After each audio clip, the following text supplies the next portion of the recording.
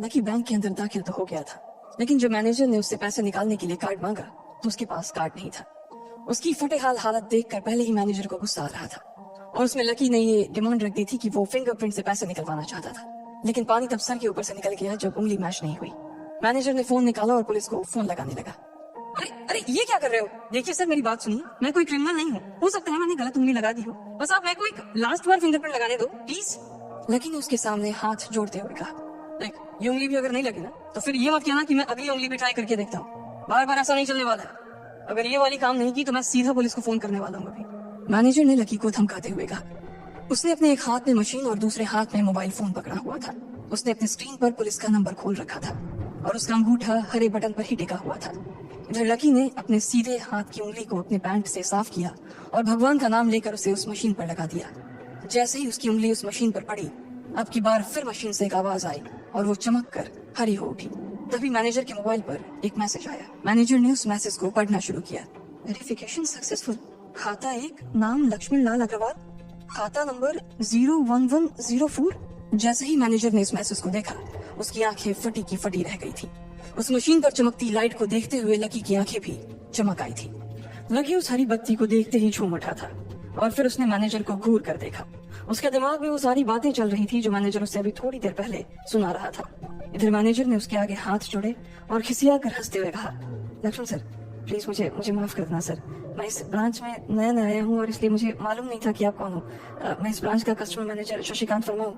Please आगे भी मेरा ध्यान रखना सर, प्लीज। Sorry sir. हाँ ठीक है, तो मुझे ये बताओ कि मेरे खाते में कितने पैसे रखे हुए हैं, लकी ने कहा और वो अब सोफे पर बैठ गया। मैनेजर उसके सामने ही खड़ा हुआ था और उसके खाते की जानकारी अपने फोन पर ही निकाल रहा था। उसने अपने फोन पर इधर उधर कुछ उंगलियां चलाई और बोला, हो गया सर, आपके खाते में इस वक्त 90,80,70,650 रुपए रखे हुए हैं सर। शशिकांत के खुद के होश इतनी बड़ी रकम को देखने के बाद उड़ गए थे। उसे विश्वास नहीं हो रहा था कि इस आदमी के खाते में इतना पैसा भी हो सकता था। लकी की शक्ल देखकर तो यही लग रहा था कि उसकी उम्र 20 से 22 साल से ज्यादा नहीं थी। ऐसे में अगर उसके खाते में इतना सारा पैसा रखा हुआ था तो ये वाकई बहुत बड़ी बात थी। शशिकांत अपने मन में ये सोच रहा था कि दुनिया के 99% लोग ही अपनी पूरी जिंदगी काम करने के बाद भी इतना पैसा नहीं कमा सकते थे जितना कि लकी के खाते में इतनी छोटी सी उम्र में रखा हुआ था। लेकिन लकी ने इधर जब उसके फोन में अपने खाते पर पड़ी हुई जानकारी को देखा तो उसे कुछ अजीब सा लगा। उसे लग रहा था कि उसे तुरंत इतने पैसों के हिसाब से अब अपनी जिंदगी को ढालने की कोशिश करनी शुरू कर देनी चाहिए, वरना उसके साथ वही होने वाला था जो आज बैंक में उसके साथ हुआ था। अरे सर, खाते में पैसे के अलावा और भी चीजें हैं जो मैं आपको बताना चाहता हूँ सर। मैनेजर ने फिर से अपनी फोन पर उंगलियां फिराई और बोला, सर एक तो आपके खाते में एक फरारी जुड़ी हुई दिखा रहा है सर। इसके अलावा आपके खाते में 2 किलो सोने की 100 ईंटें रखी हुई है, 5 किलो सोने की 20 ईंटें, पिकासो की 3 असली पेंटिंग है, 20 हीरे हैं 24 कैरेट के और भी बहुत कुछ है सर। मैनेजर ने हाफते हुए और अपने पसीने साफ करते हुए कहा। इतना सारा धन देखने के बाद शशिकांत की आंखें तो बाहर ही निकल आई थी। उसने कभी लकी जितना अमीर आदमी अपनी जिंदगी में नहीं देखा था। जितना पैसा और सोना और जायदाद उसके पास था, उसका 10% भी इस ब्रांच में किसी और के पास नहीं था। ठीक है, चलो मुझे कार्ड दे दो तुम, लकी ने अपने दोनों हाथों को अपने सिर के पीछे रखते हुए कहा। जी सर, मैं अभी आपके लिए नया कार्ड बनवा देता हूँ सर, मुझे बस 10 मिनट दीजिए सर, बस 10 मिनट, शशिकांत ने कहा और फिर लकी के सामने ही निकल गया। जितनी देर में लकी ने अपने फोन पर फिर से उस मैसेज को खोल कर देखा, उतनी ही देर में मैनेजर उसके लिए एक चमकता हुआ सुप्रीम कार्ड लेकर उसके सामने आ गया था। लेकिन उस कार्ड को देखने के बाद ना जाने क्यों मैनेजर को ऐसा लग रहा था कि ये कार्ड लकी की संपत्ति के आगे कुछ भी नहीं था। फिर भी मैनेजर इसमें कुछ नहीं कर सकता था क्योंकि वो जानता था कि उसके पास इस ब्रांच में इससे बड़ा और कोई कार्ड नहीं था। इसलिए फिलहाल वो लकी को यही दे सकता था। उसने उस कार्ड पर लकी का पूरा नाम लक्ष्मण लाल अग्रवाल गुदवा दिया था। लीजिए सर आपका कार्ड, पासवर्ड वगैरह सर आपको ईमेल पे मिल जाएगा, शशिकांत ने मुस्कुराते हुए कहा और वो लकी के सामने हाथ बांधकर खड़ा हो गया। इधर लकी ने उस कार्ड को उलट पलट कर देखा और फिर अपनी जगह से खड़ा होकर वो बाहर निकलने लगा। शशिकांत का मन तो यही कर रहा था कि वो उसे दरवाजे तक छोड़ने जाए, लेकिन उसकी ड्यूटी इसी ऑफिस में थी और वो किसी को बाहर छोड़ने नहीं जा सकता था। फिर भी वो लकी के लिए दरवाजा खोलने के लिए आगे आ गया था। इधर यास्मीन अपने कैबिन में अपना सिर पकड़े हुए बैठी थी। उसे समझ नहीं आ रहा था कि आखिर अंदर चल क्या रहा था। एक पल को तो उसे लगा कि लकी पागल नहीं बल्कि बदमाश था कोई और उसने शशिकांत को बंदी बना लिया था।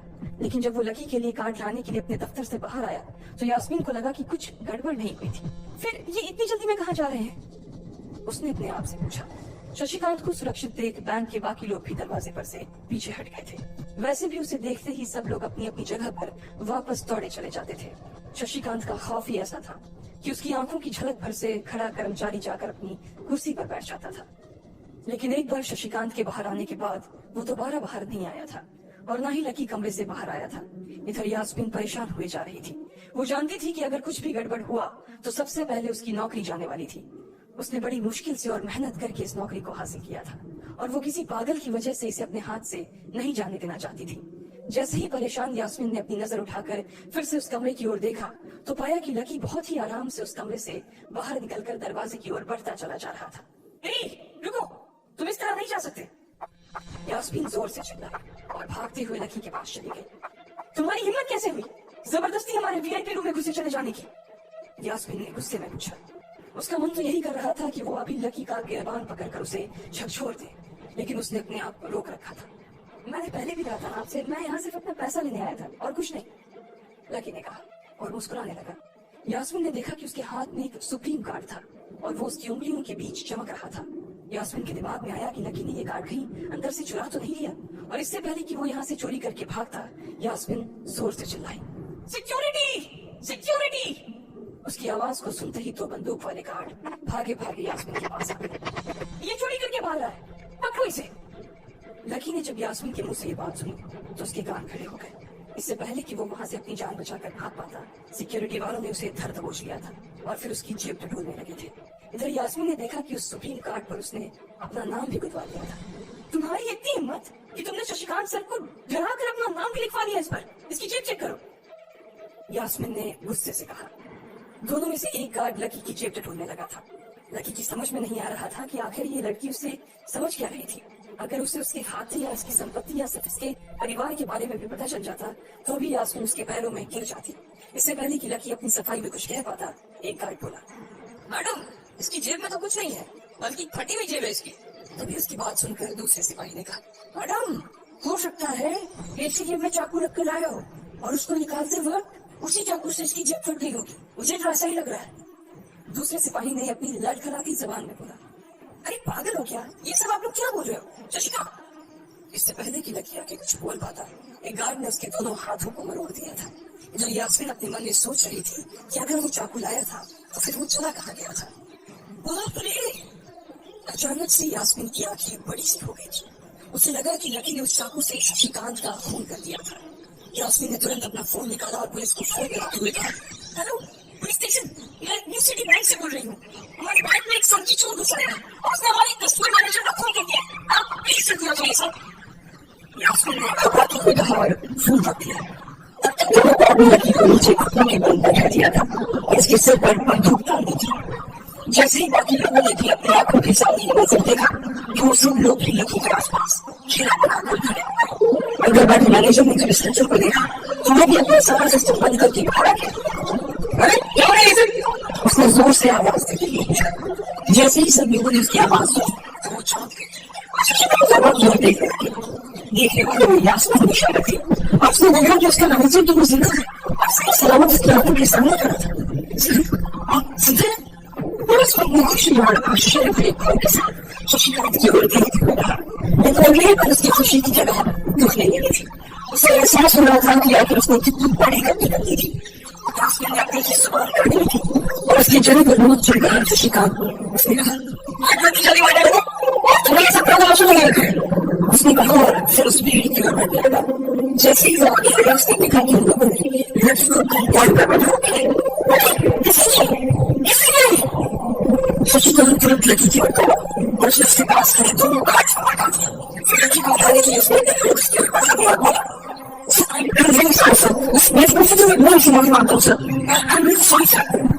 शशिकांत उसके बारे में किया था।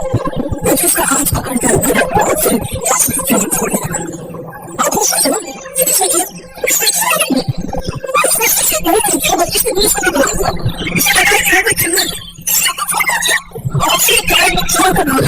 ये बात जाती